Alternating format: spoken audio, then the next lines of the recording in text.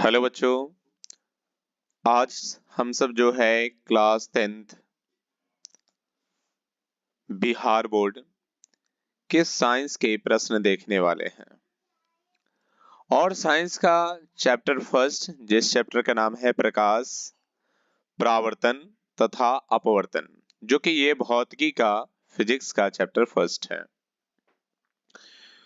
जो कि board exam के लिए ये सभी क्वेश्चन काफी महत्वपूर्ण क्वेश्चन माने जाते हैं। जिसमें पहला महत्वपूर्ण क्वेश्चन हमारा है, किसी पारदर्शी माध्यम में प्रकाश किरण गमन करती है। तो किसी भी पारदर्शी माध्यम में प्रकाश की किरण जो है सीधी रेखाओं में गमन करती है। तो इस प्रश्न का जवाब जो है पहला ऑप्शन बिल्कुल करेक्ट है। आगे सवाल है, निर्वात में प्रकाश की चाल है। तो निर्वात में प्रकाश की चाल जो होती है 3 गुना 10⁻8 मीटर प्रति सेकंड होती है। तो इसका भी ऑप्शन नंबर ए बिल्कुल सही जवाब है। आगे बात करते हैं क्वेश्चन नंबर 3 के, किसी अवतल दर्पण की फोकस दूरी होती है। तो अवतल दर्पण की फोकस दूरी हमेशा क्या होती है? ऋणात्मक होती है, यानी ऑप्शन नंबर बी बिल्कुल करेक्ट है। क्वेश्चन नंबर 4, किसी उत्तल दर्पण की फोकस दूरी होती है। तो उत्तल दर्पण की फोकस दूरी हमेशा धनात्मक होती है, यानी option number A is a correct. आगे बढ़ते हैं, क्वेश्चन नंबर 5 देखते हैं, किसी अवतल लेंस की फोकस दूरी होती है। तो अवतल लेंस की फोकस दूरी ऋणात्मक होती है। क्या होती है? ऋणात्मक होती है। चाहे लेंस हो या दर्पण हो, अवतल का हमेशा जो है फोकस दूरी ऋणात्मक होती है, और उत्तल चाहे लेंस हो या दर्पण हो उसकी हमेशा जो है धनात्मक होती है। तब क्वेश्चन नंबर 6 को देखते हैं। 6 नंबर क्वेश्चन, किसी उत्तल लेंस की फोकस दूरी होती है। तो उत्तल लेंस की फोकस दूरी हमेशा क्या होती है? धनात्मक होती है, यानी कि ए ऑप्शन बिल्कुल करेक्ट है। आगे बात करते हैं, वास्तविक प्रतिबिंब का आवर्धन होता है। तो वास्तविक प्रतिबिंब का आवर्धन क्या होता है? क्या धनात्मक होती है, ऋणात्मक होती है, शून्य होती है, इनमें से कोई नहीं? तो इसका ऑप्शन आपका करेक्ट कौन सा होगा? ये ऋणात्मक होती है। क्या होती है? वास्तविक प्रतिबिंब का आवर्धन हमेशा क्या होती है? ऋणात्मक होती है, यानी ऑप्शन नंबर बी बिल्कुल करेक्ट है। आगे बात करते हैं क्वेश्चन नंबर 8 की, आभासी एवं सीधा प्रतिबिंब का आवर्धन होता है। तो आभासी एवं सीधा प्रतिबिंब का आवर्धन क्या होती है? धनात्मक होती है, ऋणात्मक होती है, शून्य होती है, इनमें से कोई नहीं? तो बिल्कुल ये क्या है? ऑप्शन नंबर इसका ए करेक्ट होगा, धनात्मक होती है। आगे बढ़ते हैं, क्वेश्चन नंबर 9 की बात करते हैं, गोलीय दर्पण द्वारा उत्पन्न आवर्धन निम्न में से कौन है? m बराबर v बाई यू, m बराबर minus v by you, m बराबर u बाई v, m बराबर माइनस u बाई v। तो इसका करेक्ट जवाब होगा ऑप्शन नंबर बी, m बराबर माइनस v बाई यू। अब आगे बढ़ते हैं, गोलीय लेंस द्वारा उत्पन्न आवर्धन m निम्न में से कौन है? क्या m बराबर v बाई यू, m बराबर minus v by you, m बराबर u बाई v, m बराबर माइनस u बाई v? तो इसका जवाब आपके जो होगा ये m बराबर v बाई यू। किसके लिए? ये गोलीय लेंस के द्वारा उत्पन्न आवर्धन आपके क्या होंगे? तो ये हो जाएंगे m बराबर v बाई यू होंगे। आगे बढ़ते हैं, नई कार्तीय चिन्ह परिपाटी के अनुसार मुख्य अक्ष के लंबवत तथा ऊपरी ओर प्लस y अक्ष के अनुदिश मापी जाने वाली दूरियां मानी जाती है। तो क्या मानी जाती है? तो धनात्मक मानी जाती है। यानी कि जो है चिन्ह परिपाटी में y अक्ष जो ओरिजिन से ऊपर की डायरेक्शन में है, तो ऊपर की डायरेक्शन में जानते हैं कि पॉजिटिव होता है, पॉजिटिव यानी कि धनात्मक, यानी कि धनात्मक होगी, यानी कि ऑप्शन नंबर ए बिल्कुल करेक्ट होगा। 12 नंबर क्वेश्चन की बात करते हैं, नई कार्तीय चिन्ह परिपाटी के अनुसार मुख्य अक्ष के लंबवत तथा नीचे की ओर माइनस वाई अक्ष के अनुदेश मापी जाने वाली दूरियां मानी जाती है। तो क्या मानी जाती है? तो ये जो है धनात्मक मानी जाती है, ऋणात्मक मानी जाती है, या ए और बी दोनों, इनमें से कोई नहीं। तो ये जो है ऋणात्मक मानी जाती है। क्या मानी जाती है? ऋणात्मक मानी जाती है। यानी कि ओरिजिन से जो है नीचे की जो दूरी होगी वाई अक्ष की, वो क्या होगी? नेगेटिव जो है, ऋणात्मक मानी जाएगी। यानी ऑप्शन नंबर बी बिल्कुल करेक्ट है। आगे क्वेश्चन नंबर 13 की बात करते हैं। तो 13 नंबर में है, नई कार्तीय चिन्ह परिपाटी के अनुसार मूल बिंदु के दाईं ओर प्लस एक्स एक्सिस अक्ष के अनुदिश मापी गई सभी दूरियां मानी जाती है। तो ये जो है धनात्मक मानी जाती, क्योंकि देखेंगे एक्स चिन्ह परिपाटी में ये मूल बिंदु से राइट साइड के सभी वैल्यू क्या होती है? धनात्मक मानी जाती है। तो जनरली जो है ये धनात्मक होगी, क्योंकि एक्स पॉजिटिव की तरफ की बात की जा रही है। फिर 14 नंबर क्वेश्चन की बात करते हैं। नई कार्तीय चिन्ह परिपाटी के अनुसार मूल बिंदु के बाईं ओर माइनस एक्स अक्ष के अनुदिश मापी गई सभी दूरियां मानी जाती है। तो देखेंगे ओरिजिन से लेफ्ट साइड की बात की जा रही है, बाईं ओर की बात करी जा रही है, यानी माइनस एक्स की बात की जा रही है। तो इसकी सभी दूरियां क्या होगी? ऋणात्मक होगी। यानी कि ऑप्शन नंबर बी आपके करेक्ट होंगे। आगे है, दंत विशेषज्ञ मरीजों के दांतों का बड़ा प्रतिबिंब देखने के लिए किस दर्पण का उपयोग करते हैं? समतल दर्पण का? बिल्कुल नहीं। अवतल दर्पण का? बिल्कुल सही जवाब है। क्या है?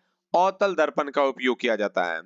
जब गले, आंख, नाक, कान की तस्वीर को देखना हो तो उसमें जो है डॉक्टर जो है, चिकित्सक जो है, अवतल दर्पण का इस्तेमाल करते हैं, क्योंकि छोटी चीजों को बड़ा करके देखने के लिए जो है अवतल दर्पण का इस्तेमाल करते हैं।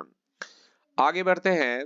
सौर भट्टियों में सूर्य के प्रकाश को केंद्रित करने के लिए किस बड़े दर्पण का उपयोग किया जाता है? क्या समतल दर्पण का? बिल्कुल नहीं। अवतल दर्पण का? बिल्कुल सही, यानी बी ऑप्शन बिल्कुल सही है, अवतल दर्पण का इस्तेमाल किया जाता है। आगे 17 नंबर क्वेश्चन देखते हैं। टॉर्च, सर्च लाइट तथा वाहनों के अग्रदीपों यानी हेडलाइट्स में प्रकाश समांतर किरण पुंज प्राप्त करने के लिए किस दर्पण का उपयोग किया जाता है?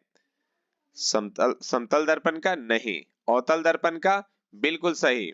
यानी कि टॉर्च में, सर्च लाइट में तथा वाहन के अग्रदीप यानी कि हेडलाइट में अवतल दर्पण का इस्तेमाल किया जाता है। क्वेश्चन नंबर 18 की बात करते हैं। सेविंग दर्पण के रूप में किस दर्पण का उपयोग किया जाता है? तो सेविंग दर्पण को जो है सेविंग दर्पण किस दर्पण को कहते हैं? तो जल्दी जो है अवतल दर्पण को कहते हैं। यानी कि अवतल दर्पण को जो है सेविंग दर्पण के रूप में उपयोग किया जाता है। आगे बढ़ते हैं। क्वेश्चन नंबर 19 को देखते हैं। वाहन के पार्श्व दृश्य मतलब पीछे की चीजों को देखने के लिए दर्पणों के रूप में किस दर्पण का उपयोग किया जाता है? तो पार्श्व दृश्य कहने का मतलब साइड मिरर, और साइड मिरर के रूप में जो है किस दर्पण का इस्तेमाल किया जाता है? तो ये तो गलत है, अवतल नहीं होगा। क्या होगा? उत्तल दर्पण का इस्तेमाल करते हैं। किस दर्पण का उपयोग करते हैं? उत्तल दर्पण का इस्तेमाल करते हैं। आगे बात करेंगे 20 नंबर क्वेश्चन। गोलीय लेंस की वृत्ताकार रूपरेखा का प्रभावी व्यास कहलाता है। क्या कहलाता है? तो वह द्वारक कहलाता है। क्या कहलाता है? द्वारक कहलाता है। यानी कि डी ऑप्शन बिल्कुल सही जवाब है। किस लेंस की सहायता से किसी एक बिंदु पर सूर्य के प्रकाश का सकेंद्रण ऊष्मा उत्पन्न कर सकता है? तो ये आपके जो दर्पण होंगे, लेंस जो होंगे वो क्या होंगे? उत्तल लेंस होंगे। तो उत्तल लेंस का इस्तेमाल हम लोग जो है सकेंद्रण करके जो ऊष्मा उत्पन्न करने के लिए इस्तेमाल करते हैं। हम सभी बच्चे भी छोटी क्लास में निश्चित रूप से कभी ना कभी किए होंगे। जो हमारा ज्योमेट्री बॉक्स जो होता है उसमें हैंडलेस जो होता है, असल में वो उत्तल लेंस होता है। हालांकि वो प्लास्टिक के वगैरह के बने रहते हैं, लेकिन असल में वो उत्तल लेंस होते हैं। तो उत्तल लेंस को जो है धूप में किसी पेपर पर रखने पर जो है वो प्रकाश को संकेंद्रण यानी किसी एक ही बिंदु पर वो केंद्रित करता है, जिससे ऊष्मा उत्पन्न होती है। तो ये क्या आपके जवाब है, उत्तल लेंस है। आगे बात करते हैं, अवतल लेंस की क्षमता होता है। तो अवतल लेंस की क्षमता कैसा होता है, ये ऋणात्मक होता है। उत्तल लेंस की क्षमता ऋणात्मक होता है और उत्तल लेंस की धनात्मक होती है। हालांकि आ ही गया क्वेश्चन नंबर 23, उत्तल लेंस की क्षमता क्या होती है, तो धनात्मक होती है। उत्तल लेंस की क्षमता क्या होती है, धनात्मक होती है। उसके बाद 24 नंबर क्वेश्चन की बात करते हैं कि लेंस की क्षमता का एसआई मात्रक क्या है। तो लेंस की क्षमता का एसआई मात्रक क्या होता है, डायोप्टर होता है। लेंस की क्षमता का एसआई मात्रक डायोप्टर। हालांकि डायोप्टर को हम लोग जो है एम यूनिवर्स यानी मीटर यूनिवर्स भी कहते हैं। और डायोप्टर जो है व्यवहारिक मात्रक है और साथ ही साथ जो है इसे एसआई मात्रक के रूप में भी जानते हैं। आगे देखेंगे क्वेश्चन नंबर 25 की बात करते हैं कि किसी बिंब का अवतल दर्पण द्वारा बना प्रतिबिंब आभासी, सीधा तथा बिंब से बड़ा पाया गया वस्तु की स्थिति कहां होनी चाहिए। मुख्य फोकस और वक्रता केंद्र के बीच, वक्रता केंद्र पर, वक्रता केंद्र से परे। तो ये तीनों ऑप्शन आपके बिल्कुल गलत लग रहे हैं, तो तीनों गलत ऑप्शन है। तो चौथा ऑप्शन ही मेरा बिल्कुल सही होगा, यानी ध्रुव और मुख्य फोकस के बीच अवस्थित होते हैं। आगे देखते हैं क्वेश्चन नंबर 26 की बात करते हैं, यानी 26 की, किसी बिंब का वास्तविक तथा समान साइज का प्रतिबिंब प्राप्त करने के लिए बिंब को उत्तल लेंस के सामने कहां रखे। तो लेंस के मुख्य फोकस पर, वक्रता केंद्र पर। तो बिल्कुल ये सही जवाब होंगे, बी ऑप्शन आपके बिल्कुल सही होंगे, वक्रता केंद्र पर रखने चाहिए। उसके बाद हम लोग आगे बढ़ते हैं क्वेश्चन नंबर 27, किसी दर्पण से आप चाहे कितनी ही दूरी पर खड़े हो, आपका प्रतिबिंब सदैव सीधा प्रतीत होता है। समतल दर्पण में बिल्कुल सही जवाब है, अवतल दर्पण में बिल्कुल गलत है, उत्तल दर्पण में बिल्कुल सही जवाब है।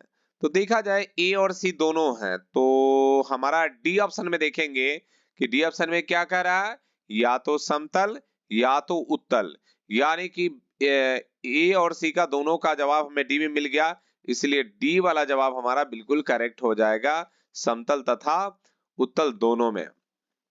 28 नंबर क्वेश्चन की बात करते हैं, किसी शब्दकोश यानी डिक्शनरी में पाए गए छोटे अक्षरों को पढ़ते समय आप किस दर्पण का उपयोग करेंगे। तो 5 सेंटीमीटर फोकस दूरी का एक अवतल दर्पण, बिल्कुल यही सही जवाब लग रहा है, यानी कि ये ऑप्शन ही आपके बिल्कुल सही होंगे। आगे बढ़ते हैं 29 में, निम्न में किस दर्पण का दृष्टि क्षेत्र बड़ा होता है। निम्न में किस दर्पण का दृष्टि क्षेत्र बड़ा होता है, तो आपके ऑप्शन नंबर सी बिल्कुल सही होंगे, उत्तल दर्पण का दृष्टि क्षेत्र जो है बड़ा होता है। आगे है, प्रकाश का परावर्तन का नियम है। तो प्रकाश के परावर्तन का नियम क्या है, तो आपतन कोण परावर्तन कोण के बराबर होते हैं, और आपतन कोण को आई से और परावर्तन कोण को आर से रिप्रेजेंट करते हैं, इसलिए हमारा सी ऑप्शन बिल्कुल करेक्ट है। 31 नंबर क्वेश्चन की बात करते हैं कि किसी पारदर्शी माध्यम का अपवर्तनांक होता है। तो किसी भी पारदर्शी माध्यम का अपवर्तनांक क्या होता है, sine A by sine R होता है। आगे बढ़ते हैं 32 नंबर क्वेश्चन, प्रकाश का अपवर्तन नियम ब्रैकेट में स्नेल का नियम कह रहा है, यानी कि हम लोग पहले भी जानते हैं कि स्नेल के नियम को ही प्रकाश के अपवर्तन का नियम कहते हैं, जो कि क्या होता है, sine A by sine R is equal to स्थिरांक यानी कि कांस्टेंट, यानी कि इसका ऑप्शन नंबर ए बिल्कुल करेक्ट हो जाएगा। आगे बढ़ते हैं 33 नंबर क्वेश्चन की बात करेंगे, निम्न में किस द्रव्यात्मक माध्यम का निरपेक्ष अपवर्तनांक अधिकतम है। जल का नहीं, केरोसिन का नहीं, एल्कोहल का नहीं, क्या होगा?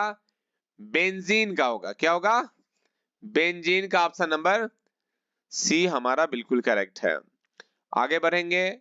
निम्न में से किस ठोस द्रव्यात्मक माध्यम का निरपेक्ष अपवर्तनांक अधिकतम है? तो सबसे अधिक किसका होता है? हीरा का जो है अपवर्तनांक सबसे अधिक होता है, लगभग 2 के आसपास होता है। 35 नंबर क्वेश्चन की बात करते हैं। निम्न में से किस गैसीय द्रव्यात्मक माध्यम का निरपेक्ष अपवर्तनांक अधिकतम है? वायु का, कार्बन डाइऑक्साइड का, हीलियम का, हाइड्रोजन का? तो जला इसमें सबसे अधिक के जो है निरपेक्ष अपवर्तनांक जो है आपके कार्बन डाइऑक्साइड का है, यानी ऑप्शन नंबर बी बिल्कुल करेक्ट है। 36 नंबर क्वेश्चन की बात करते हैं। प्रकाश का अपवर्तन का कारण है, तो प्रकाश के अपवर्तन का कारण क्या है? प्रकाश की चाल परिवर्तन, यानी प्रकाश के चाल परिवर्तन को ही जो है प्रकाश का अपवर्तन कहते हैं। आगे बढ़ेंगे।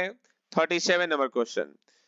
यदि प्रकाश की चाल माध्यम 1 में V1 तथा माध्यम 2 में V2 है तो माध्यम 2 का माध्यम 1 के सापेक्ष अपवर्तनांक है, तो क्या होगा? ऑप्शन नंबर ए सही होगा, V1 by V2। 38 number question की बात करते हैं।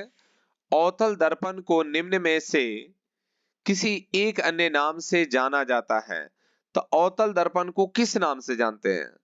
समसारी दर्पण नहीं, अपसारी दर्पण नहीं, अभिसारी दर्पण? हाँ, ये बिल्कुल सही जवाब है, यानी कि ऑप्शन नंबर आपके जो है कौन सा सही है? ऑप्शन नंबर इसके सी सही है। 38 का ऑप्शन नंबर कौन सा सही है? सी सही है। आगे बढ़ते हैं। अब हम लोग बात करते हैं उत्तल दर्पण को। उत्तल दर्पण को निम्न में से किसी एक अन्य नाम से जाना जाता है, तो उत्तल दर्पण को किस नाम से जाना जाता है? समसारी दर्पण नहीं, अपसारी दर्पण? बिल्कुल सही है, इसका क्या होगा? अपसारी दर्पण होगा। अब आगे बढ़ते हैं, लेंस में आते हैं। अवतल लेंस को निम्न में से किसी एक अन्य नाम से जाना जाता है। समसारी दर्पण, सॉरी समसारी लेंस नहीं, अपसारी लेंस?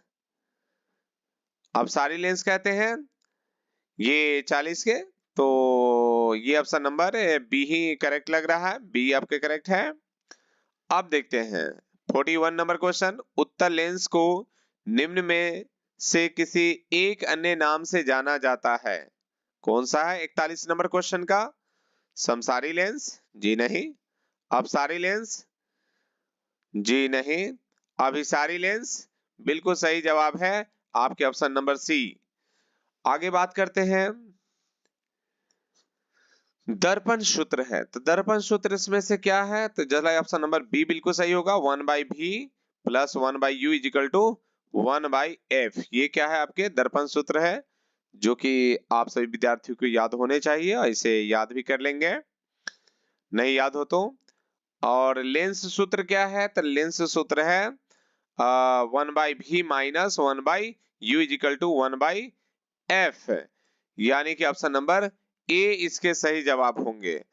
तो ध्यान देंगे दोनों में सेम ही है, लेकिन इसमें क्या है? सिर्फ प्लस है, और इसमें क्या है? माइनस है।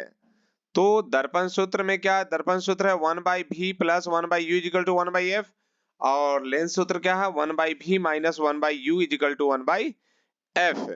तो ये बड़ा दोनों सिमिलर है, थोड़ा सा ध्यान देना होगा, लेंस वाले में माइनस है और दर्पण वाले में प्लस है। आगे बढ़ते हैं, क्वेश्चन नंबर 44 की बात करते हैं।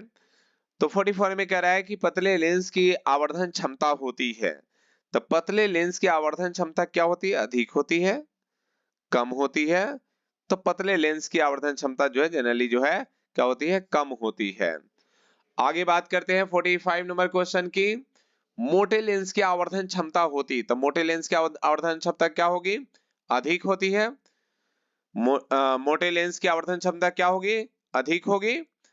तो बिल्कुल सही, ये अधिक होगा, शून्य तो नहीं, कम ये भी नहीं, यानी कि अधिक होगा। आगे बात करते हैं और आप सभी बिल्कुल ध्यान लगा के सभी को देखेंगे, सुनेंगे, क्योंकि सभी क्वेश्चन जो अपने आप में खास है, महत्वपूर्ण क्वेश्चन है। और साथ ही साथ आप लोग भी अपना आंसर अपना देखेंगे और खुद सेल्फ टेस्ट देने की कोशिश करेंगे। क्वेश्चन नंबर 46 की बात करते हैं। 46 नंबर क्वेश्चन क्या है? अवतल दर्पण के ध्रुव और मुख्य फोकस के बीच रखे बिंदु का प्रतिबिंब की प्रकृति होती है, कैसी होती है? वास्तविक होती है? जी नहीं। वास्तविक एवं सीधा होती है? बिल्कुल नहीं। आभासी एवं उल्टा होती है? बिल्कुल नहीं। तो 3 ऑप्शन जब गलत हो गए तो चौथा ऑप्शन हमारा क्या होगा? सही होगा, यानी आभासी एवं सीधा होती है, यानी डी ऑप्शन बिल्कुल राइट है। अब आगे बात करते हैं उत्तल लेंस। उत्तल लेंस का प्रकाशीय केंद्र और मुख्य फोकस के बीच रखे बिंब का प्रतिबिंब की प्रकृति होती है, कैसी होती है? वास्तविक एवं उल्टा? नहीं। वास्तविक एवं सीधा? नहीं। आभासी एवं उल्टा? नहीं। आभासी एवं सीधा? जी हाँ, बिल्कुल ये सही जवाब है, यानी डी ऑप्शन बिल्कुल करेक्ट होंगे। उसके बाद 48 नंबर क्वेश्चन को देखते हैं। अवतल दर्पण के मुख्य फोकस पर रखे बिंब का प्रतिबिंब की स्थिति होती है, कैसी होती है? वक्रता केंद्र पर होती है? जी नहीं। फोकस और वक्रता केंद्र के बीच होती है? जी नहीं।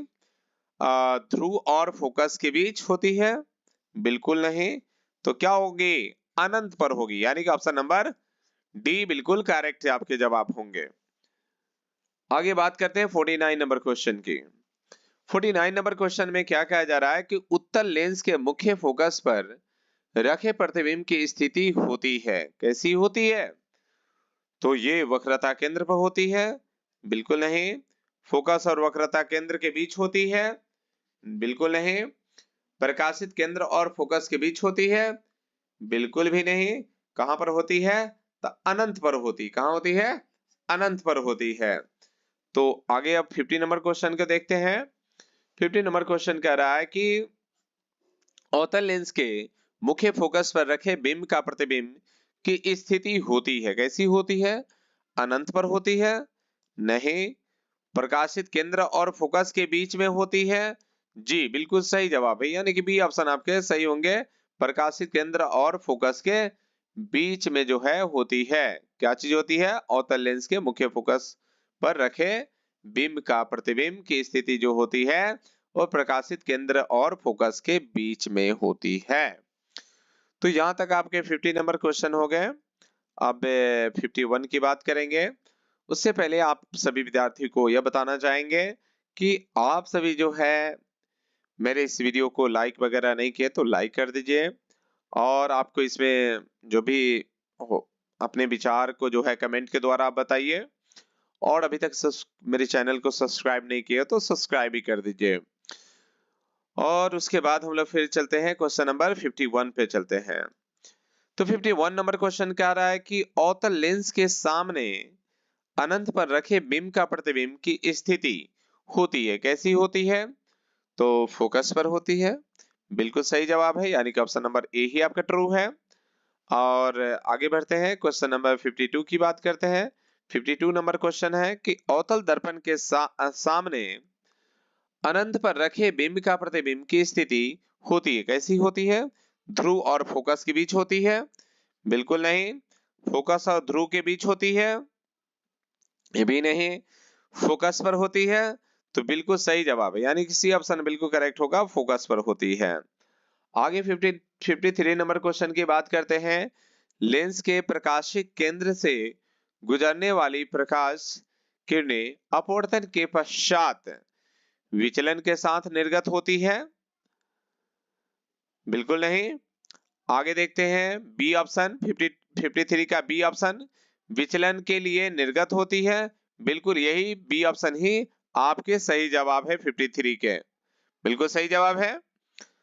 आगे बढ़ते हैं, मुख्य फोकस से गुजरने वाली प्रकाश किरण उत्तल लेंस से अपवर्तन के पश्चात क्या होती है? ऑप्शन नंबर ए, निर्गत किरण मुख्य अक्ष को काटती है।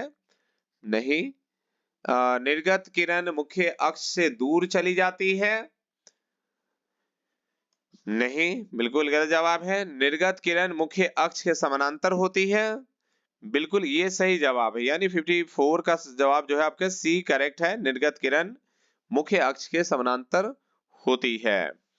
आगे 55 नंबर क्वेश्चन की बात करते हैं। तो 55 नंबर क्वेश्चन कह रहा है कि मुख्य अक्ष के समानांतर आने वाली कोई प्रकाश किरण अवतल लेंस से अपवर्तन के पश्चात क्या करती है? ऑप्शन नंबर ए, निर्गत किरण मुख्य अक्ष से दूर हो जाती है। क्या हो जाती है? दूर हो जाती है। आगे हम 56 की बात करेंगे। अवतल दर्पण के मुख्य अक्ष के समानांतर प्रकाश किरण परावर्तन के पश्चात क्या करती है? परावर्तित किरण अवतल दर्पण के वक्रता केंद्र से गुजरेगी? नहीं। परावर्तित अवतल दर्पण के फोकस और वक्रता केंद्र के बीच से गुजरेगी? बिल्कुल नहीं। परावर्तन किरण अवतल दर्पण के मुख्य फोकस से होकर गुजरेगी। तो ये बिल्कुल सही जवाब है, यानी कि option number C is a correct. आगे बढ़ेंगे 57 नंबर क्वेश्चन की बात करेंगे। ये 57 क्वेश्चन कह रहा है कि अवतल दर्पण के वक्रता केंद्र से गुजरने वाली किरण परावर्तन के पश्चात क्या होती है? मुख्य अक्ष से समानांतर होती है? नहीं। मुख्य अक्ष पर स्थित मुख्य फोकस से होकर गुजरती है? बिल्कुल नहीं। क्या है ये? ऑप्शन नंबर सी, मुख्य अक्ष से दूर हो जाती है। ये भी गलत है, यानी कि option number D is a correct. उसी पथ के अनुदिश वापस परावर्तित हो जाती है। बिल्कुल सही जवाब है। आगे 58 की बात करते हैं। उत्तल दर्पण के वक्रता केंद्र के ओर निर्देशित प्रकाश किरण परावर्तन के पश्चात क्या होती है? मुख्य अक्ष के समानांतर चल जाती है? नहीं, गलत जवाब है। मुख्य अक्ष पर स्थित मुख्य फोकस से होकर जाती है? ये भी गलत जवाब है। मुख्य अक्ष से दूर जाती है? ये भी गलत जवाब है, यानी कि ऑप्शन नंबर डी करेक्ट होगा। उसी पथ के अनुदिश वापस परावर्तित हो जाती है। आगे बढ़ते हैं। 59 क्वेश्चन की बात करते हैं। यदि किसी लेंस की क्षमता +1 डायोप्टर हो तो उस लेंस की फोकस दूरी होगी, कितनी होगी? 10 सेंटीमीटर? नहीं।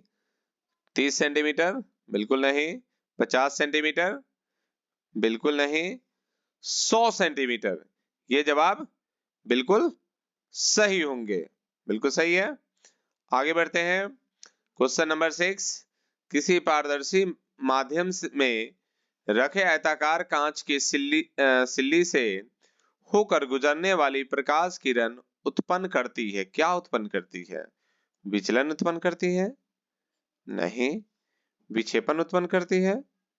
नहीं। पार्श्व विस्थापन उत्पन्न करती है? बिल्कुल सही जवाब है, यानी कि option number C is correct.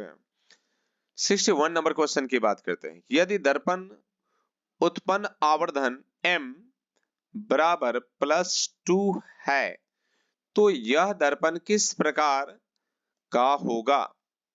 समतल दर्पण होगा? नहीं। अवतल दर्पण होगा? बिल्कुल सही जवाब है, ये अवतल दर्पण होगा। अवतल दर्पण 2 मिनट रुक जाएंगे। यदि दर्पण उत्पन्न आवर्धन m बराबर +2 है तो यह दर्पण किस प्रकार का होगा?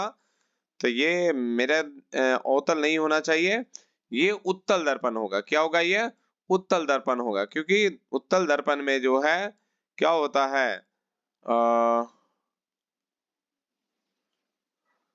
ये आप लोग कमेंट करके बताएंगे, थोड़ा सा कंफ्यूजन है। शायद ये अवतल दर्पण ही होगा। आप लोग एक बार इसे चेक कर लेंगे। आगे बढ़ते हैं। क्वेश्चन नंबर जो है 62 की बात करते हैं। यदि दर्पण द्वारा उत्पन्न आवर्धन m-2 हो तो यह दर्पण होगा, क्या होगा? अवतल होगा। क्या होगा? ये अवतल दर्पण होगा। तो मेरा जहां तक लग रहा है कि इसका जो है कि आपका जो है प्लस पॉजिटिव है, इसका जवाब जो है उत्तल दर्पण होना चाहिए। इसका जवाब क्या होना चाहिए? उत्तल दर्पण होना चाहिए। ये आपके जो है ये यदि दर्पण उत्पन्न आवर्धन +2 है तो यह दर्पण किस प्रकार का होगा?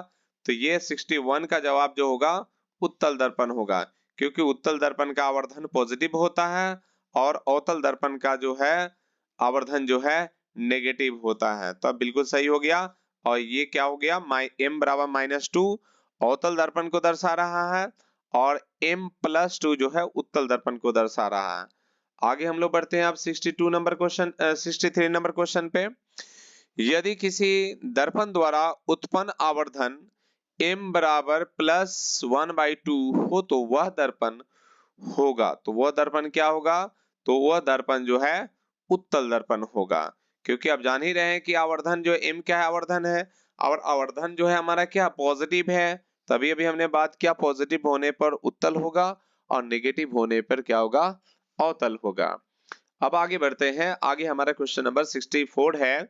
यदि किसी दर्पण द्वारा उत्पन्न आवर्धन m बराबर -1 हो तो बिंब की स्थिति क्या होगी? बिंब की स्थिति पूछी जा रही है, तो ध्यान देंगे इधर।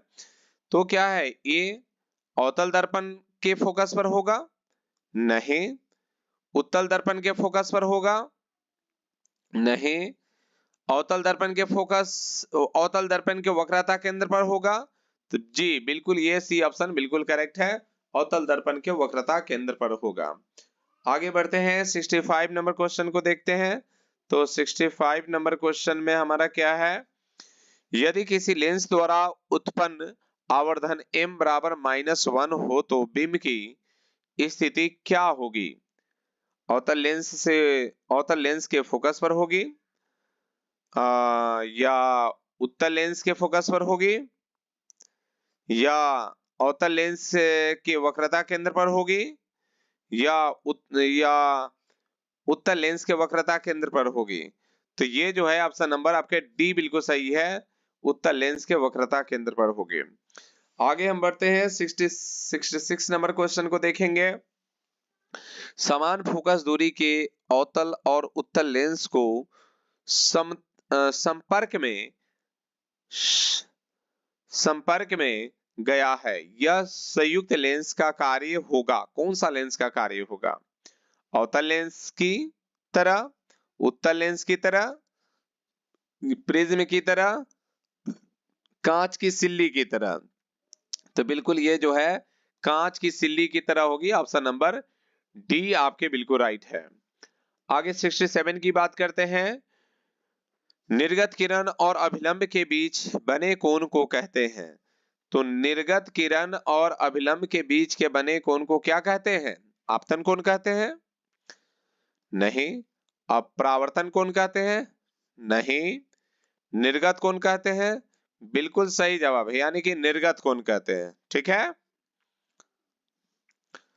आगे 68 नंबर क्वेश्चन की बात करते हैं। जिस लेंस का मध्य तल उभरा हुआ हो वह लेंस क्या कहलाता है? तो वह लेंस जो है उत्तल लेंस कहलाता है, यानी बीच वाला हिस्सा मोटा हो, किनारे वाला हिस्सा पतला हो, तो उस लेंस को हम लोग क्या कहते हैं? उत्तल लेंस कहते हैं। आगे बात करते हैं क्वेश्चन नंबर 67 की बात करते हैं। जिस लेंस का मध्य तल धंसा हुआ हो, यानी अंदर की ओर हो, तो उसे क्या कहते हैं? तो उसे अवतल लेंस कहते हैं, यानी ऑप्शन नंबर ए क्या कहेंगे? अवतल लेंस कहेंगे। 70 नंबर क्वेश्चन कहते हैं। 70 नंबर क्वेश्चन में कह रहा है कि नेत्र लेंस किस प्रकार का लेंस है? तो नेत्र लेंस किस प्रकार का नेत्र है? तो ये जो है उत्तल लेंस है। क्या है? उत्तल लेंस। हमारी नेत्र लेंस कहने मतलब कि हमारी आंखों का जो लेंस है वो किस प्रकार का लेंस है? तो वह एक उत्तल लेंस के प्रकार का है। और आप लोग अब देखेंगे बहुत ही अब थोड़ा कम ही वीडियो क्वेश्चन बचे हुए हैं, तो आप लोग जो है चैनल पर बने रहेंगे, और अभी तक जो है आप लाइक नहीं किए तो लाइक कर देंगे, और अपने ग्रुप में शेयर वगैरह भी करेंगे, और अभी तक सब्सक्राइब वगैरह नहीं किए तो सब्सक्राइब भी कर लेंगे। तो हम लोग 71 नंबर क्वेश्चन की बात करते हैं। लेंस की मुख्य फोकस की संख्या होती है। तो लेंस के मुख्य फोकस की संख्या क्या होती है? 1 होती है? नहीं। 2 होती है? जी, 2 होती है। यानी लेंस के मुख्य फोकस की संख्या जो होती है 2 होती है। लेफ्ट और राइट दोनों साइड, बोथ साइड होती है। आगे बात करते हैं सर्च लाइट। सर्च लाइट का पारदर्शक सतह होता है। तो सर्च लाइट का पारदर्शक सतह क्या होता है? उत्तल होता है? नहीं। अवतल होता है? जी, क्या होता है? अवतल होता है। अवतल इसके जो है परावर्तक सतह होते हैं। आगे बात करते हैं 73 नंबर क्वेश्चन की बात करते हैं। पानी से भरी बाल्टी की गहराई कम मालूम पड़ने का कारण क्या है? तो ये इसकी जो कारण है वो क्या है? तो इसके कारण जो मुख्य रूप से जो है वो जो है 2 मिनट रुकेंगे, थोड़ा सा छुपा हुआ है जी। आगे बात करते हैं। क्वेश्चन नंबर हमारा कौन था? थोड़ा सा इसको एडजस्ट कर लेने दीजिए जी। तो ये हमारा क्वेश्चन क्या था? 73 था। पानी से भरी बाल्टी की गहराई कम मालूम पड़ने का कारण क्या है? प्रकाश का परावर्तन? जी नहीं। प्रकाश का अपवर्तन?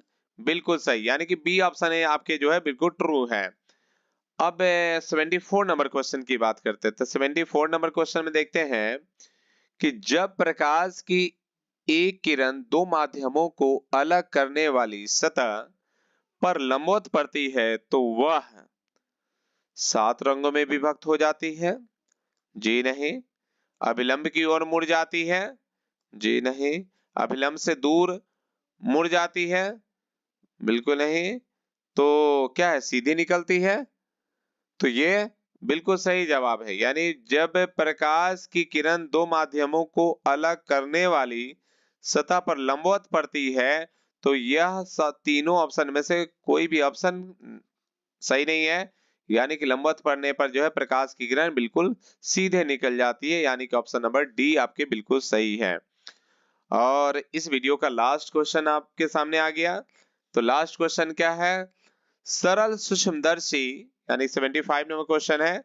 सरल सूक्ष्मदर्शी में निम्न में से किसका उपयोग होता है? अवतल लेंस का, उत्तल लेंस का, प्रिज्म का, उत्तल दर्पण का? तो क्या होता है? उत्तल लेंस का उपयोग होता है। सरल सूक्ष्मदर्शी में जो है, सरल सूक्ष्मदर्शी में जो है मुख्य रूप से उत्तल लेंस का इस्तेमाल होता है, क्योंकि उत्तल लेंस जो है छोटी छोटी चीजों को जो है जूम करके बड़ा करके दिखाती है। तो इस तरह के जो है आपके महत्वपूर्ण जो है बिहार बोर्ड एग्जामिनेशन के व्यू से जो है आपको साइंस का चैप्टर फर्स्ट का महत्वपूर्ण क्वेश्चन जो है 75 इंपोर्टेंट क्वेश्चन को जो है आपके बीच में डील बताई गई है। अगर आप इस वीडियो को देख लेते हैं तो आपके साइंस के फर्स्ट चैप्टर से जो है एक भी क्वेश्चन नहीं छूटेंगे। सभी के सभी क्वेश्चन जो है इस वीडियो से आपको देखने को मिलेगा। तो आप इस वीडियो को 2-3 बार जो है रिवीजन करके देख लीजिएगा कि आपको इससे जो है याद हो जाए। और अभी तक जो है इस वीडियो को अगर लाइक नहीं किए तो लाइक कर देंगे, और अपने विचार को जो है कमेंट के द्वारा आप देंगे, और अभी तक चैनल को सब्सक्राइब वगैरह नहीं की तो सब्सक्राइब भी करेंगे और ग्रुप वगैरह में आप शेयर करेंगे। तो आप सभी को मेरे इस पूरे वीडियो तक बने रहने के लिए सभी को जो है थैंक्स।